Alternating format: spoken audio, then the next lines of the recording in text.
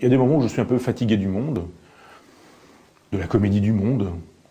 Ouais, la vilainie, la méchanceté, la trahison, les délinquants relationnels, l'ingratitude, enfin mille choses qui font qu'on est un peu fatigué du monde. Puis généralement, les guerres,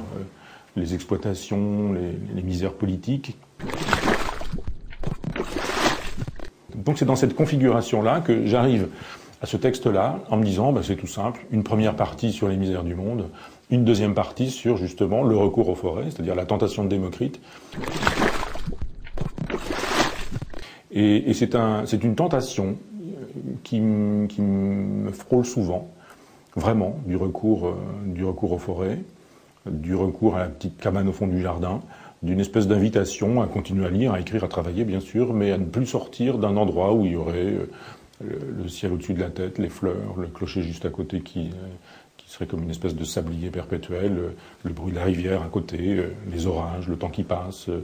Un recours aux forêts qui devient métaphorique puisque c'est aussi une proposition pour chacun, c'est pas seulement une proposition hystérique dans l'absolu, c'est une proposition pour chacun. Chacun doit pouvoir recourir aux forêts, c'est-à-dire choisir la nature, le souci de soi, l'espèce d'équilibre, d'harmonie qu'on a trouvé quand on sait qu'on vieillit, qu'on a vieilli, qu'on va mourir, qu'on va disparaître, qu'il faut penser aussi à sa disparition.